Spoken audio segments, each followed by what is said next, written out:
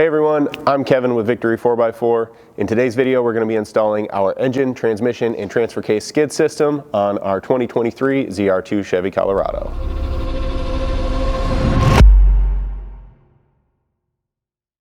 Now right here we have a Z71 package truck, but this is going to correlate with a few different options packages.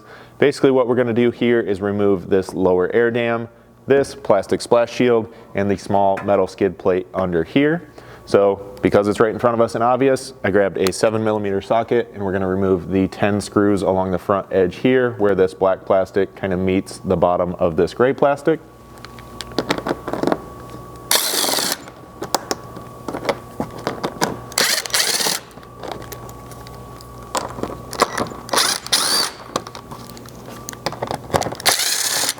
With those out of the way, we'll move kind of in here inside of this inner wheel opening area where it does get just a little bit harder to see, but you have a couple clips and one more screw on each side that needs to be removed. As for the bolt, you're still going to use that 7mm socket, and it's going to be the small hex bolt furthest out here toward the end.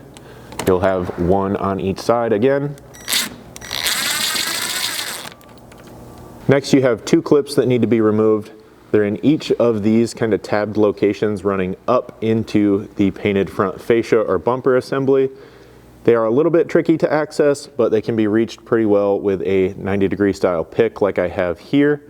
If you're having any trouble, you can grab a T15 Torx and remove the few bolts holding the bottom edge of this inner fender to give you some extra room to access there. The clips look just like the one I have here, and essentially what you're looking to do is hook it with your pick, and then you can press down and pull back, releasing it from the plastic tab in this fascia and slide it out of its location, bringing this up from the bumper. So what that should look like in real time is reaching up between here, finding that tab and pressing down and back to release it from that clip. To gain access to the second one, you're just going to be using this hole in the fender liner here, and you can reach in and repeat the same process. With all that hardware removed, this is now essentially free from the vehicle. You just have to kind of pull it out from behind this plastic trim here and work it out around the tow hooks, and it can be removed. Now if you want to, you can go back through and reinstall the hardware into here. It's not necessary to hold anything in, but it may prevent these clips from rattling over time. And we can then move into removing this lower splash shield. For that, you want to start out with some sort of clip tool. You can probably even do these with a flat blade screwdriver if that's what you have, but it's going to be held in along the front edge here with 5 clips, so 3 right here toward the center and 1 out on each end. For this, you just need to get behind the center portion of the clip and kind of pop it down first. And you can then get behind the entire clip and remove it from the vehicle. You'll then need a 13mm socket. Here we're going to be removing the 5 bolts remaining holding this plastic skid in place. You can leave these outside 2 toward the back for now, and we'll take them off in just a moment.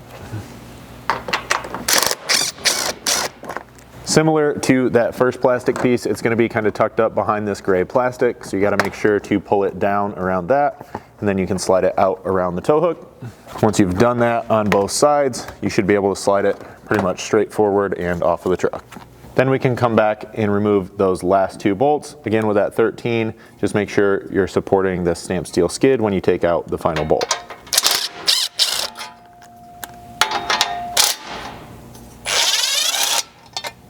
So that's all there is to disassemble on this Z71. You'll see the remainder of this install happen on our ZR2 that we have here at the shop. If there are any minor differences, we'll be sure to call those out along the way. Here on this ZR2, we're first going to remove this front aluminum skid plate. It's got 7 fasteners holding it in, 4 of which are going to be Torx head bolts, kind of in these locations. For that, you'll need a T40 Torx to go ahead and remove those.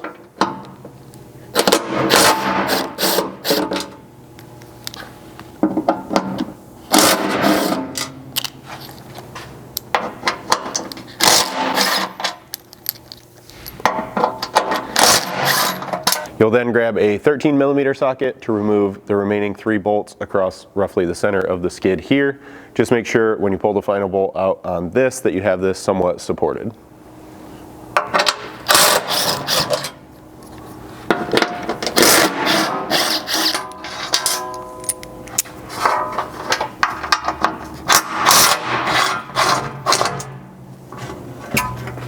Then sticking with that 13 mil socket, you can come back here and remove this front differential skid plate. This is held in with 5 bolts, 2 right here in the front and 3 along the back. With these front cutouts being slotted, you can kind of just loosen these two.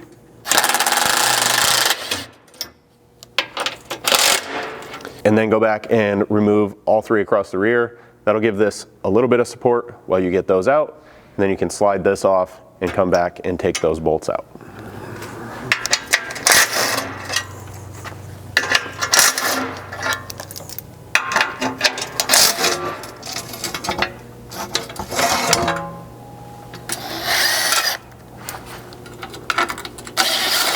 You'll remove this center metal skid or guard, if you will, as well.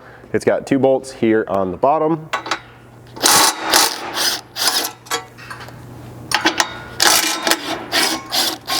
The other 2 are going to be found behind these plastic covers here on the lower section of the bumper. So you'll need a pry tool to get these removed. I have a plastic pry tool here just to try and protect the plastic on the truck. We're just going to pry from the bottom. And once you get this out, it should kind of fall straight down. It does have a small retaining tab there, and then you'll reach kind of straight back in here with your 13 and an extension to remove that bolt.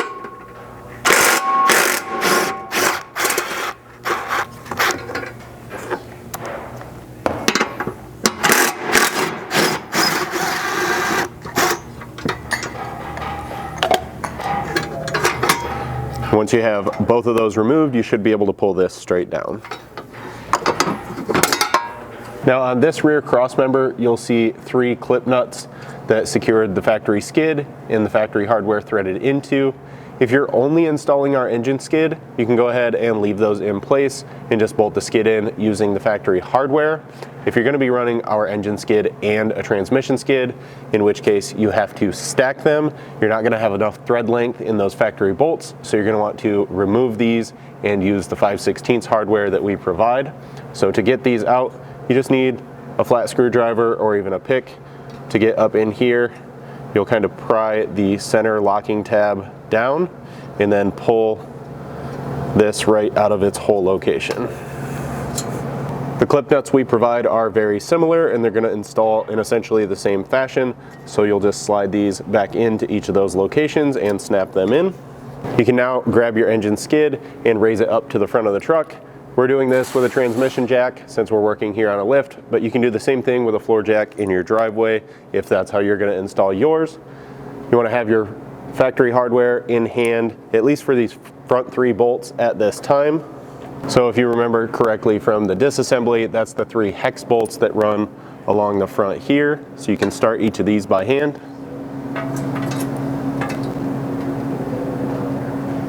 Moving back toward the center of the skid, you can install the hardware in these 4 hole locations. Now if you remember right, this was hex bolts on the outside and Torx fasteners toward the center. You will now, after replacing the back hardware with 5/16, have some extra hex bolts left over if you want to make these all the same, but that's entirely up to you.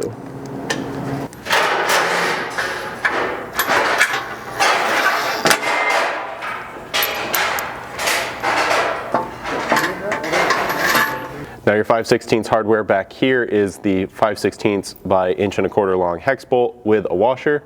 That's going to go into the clip nuts in all 3 of these slotted holes. Now if you're only installing the engine skid at this time, you can install all 3 of these and now go back through and tighten up your mounting hardware.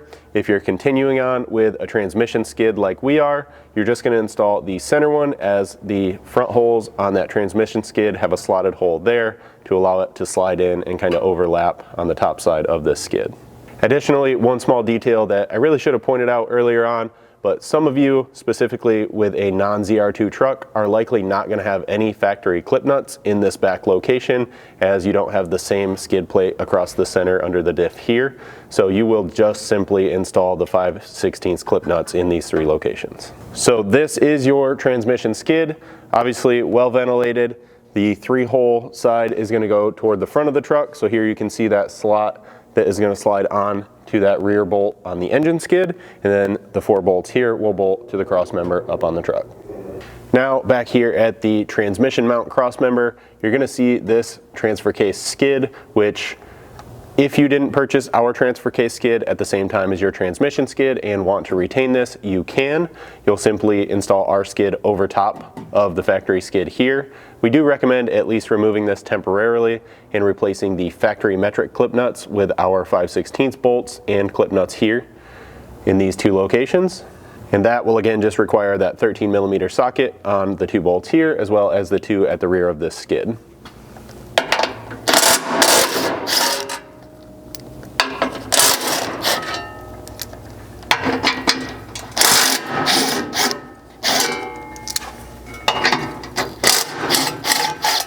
So these clip nuts will remove just like the ones up front. So grab your screwdriver and pop these out here. You can then snap the new provided 5/16 clip nuts into those two locations, as well as the two round hole locations over on the passenger side of this same cross member.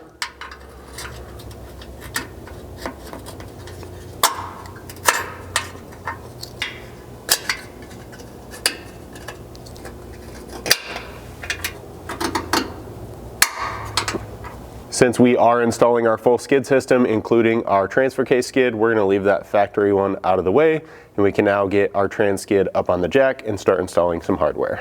For this step, you will need to have the engine skid loose enough that you can slide the trans skid up over top and line up that center slot.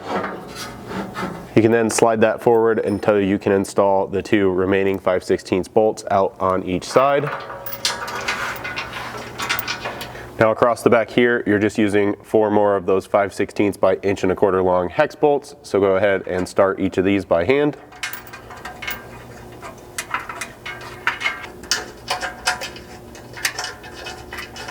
With all 4 bolts started back here, you can leave these loose if you're continuing on with your TK skid install, as you will want to slide that up over top of the transmission skid here, just like we did with this and the engine skid. If you're done with your install at this point and you're ready to tighten things up, you'll need a 1/2 inch socket.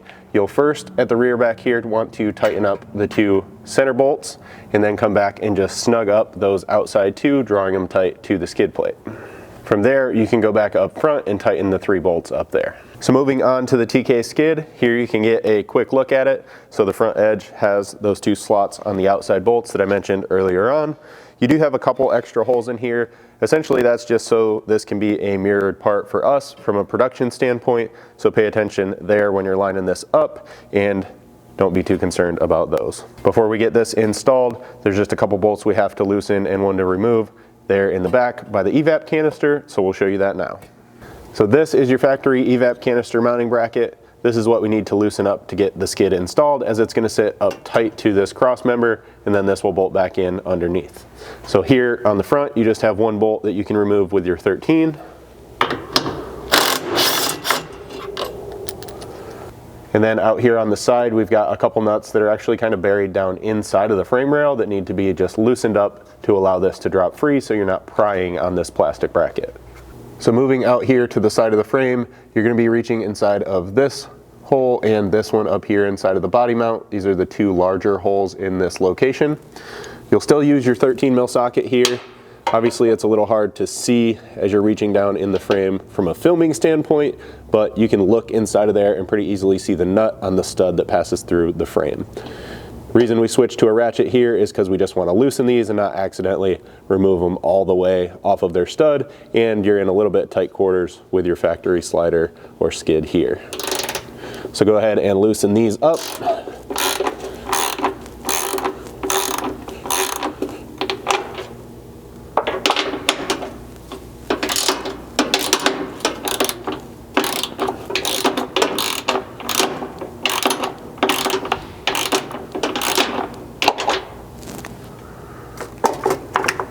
So again, just make sure that you don't back those off so much that you drop the nut down into the frame, and make sure you have a decent gap here to slide your skid up into place. So taking your TK skid, you can now slide it in, starting up over the top of the back of that transmission skid and making sure you get it above this evap bracket. Make sure during this step you only have the outside 2 mounting bolts in on the back of that transmission skid, since those are your slotted mounting holes. And then work this across. And once it's lined up on those bolts, you should be able to slide it forward, lining up the slots back here.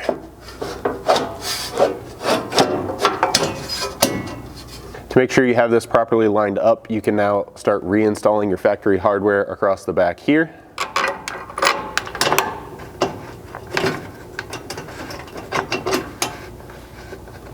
Following that, you'll install the two remaining 5/16 hex head bolts with washers. These two are going to pass through the transfer case and transmission skid and thread into those 5/16 clip nuts that you would have installed earlier on. Once you have all your hardware at least loosely started by hand, you can tighten up just a couple of the bolts back here to kind of hold this skid in place.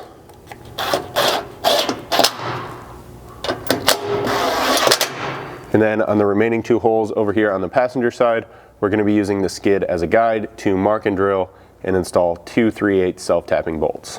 Now on this passenger side rear corner, you're going to be marking and drilling in these two slotted holes. The round hole here in the center is kind of leftover or extra at this point, so disregard that. To mark these out, you can use a marker, you can use a center punch, you can use a spring punch like I have here, or a punch and a hammer. It's really up to you and what tools you have available to you.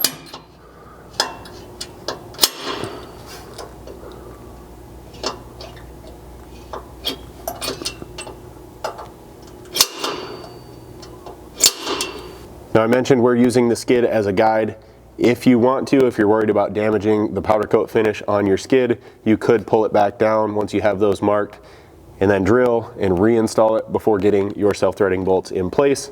But we're just going to kind of be as cautious as possible here. With it marked out, we grabbed an 1/8 inch drill bit to drill a pilot hole in the center.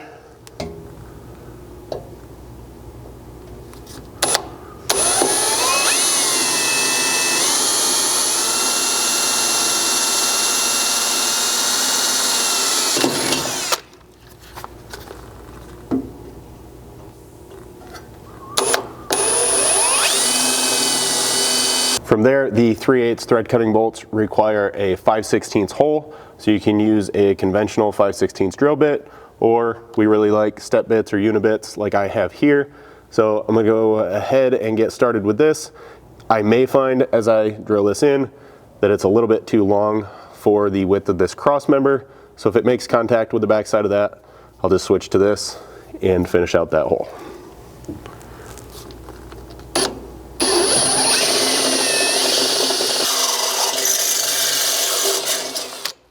The thread cutting bolts are pretty easy to identify by the cutting edge in the front of the threaded portion here and the flanged hex head. To get these installed, you'll need a 9/16 socket and ideally an impact. You'll then just apply pressure as you start that up into the hole here and run it in with the impact, cutting new threads into this cross member.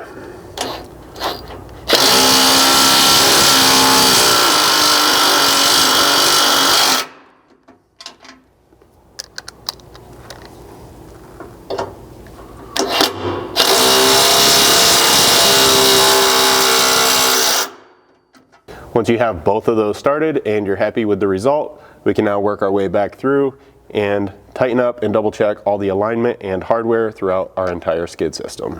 Additionally, don't forget to go back and tighten up that outside mounting hardware for the evap canister on that outside edge of the frame. Now back up here on the engine skid to kind of finish up this install, we also provide you these black plastic caps. These are going to go in all the round holes for the recessed mounting hardware, just to, again, clean up the appearance of the skids and the installation and kind of smooth out the look of that. Specifically on these kind of front outside two holes, one on each side, you want to pay close attention when snapping these in, as the mounting bracket that's recessed in here gets pretty close to this hole during the manufacturing process. So when you snap this in, if for any reason it is sticking out at all and not sitting nice and flush, you may just have to carefully sand down the edge of it, just making sure not to sand anywhere that the kind of locking tabs for this plug are located.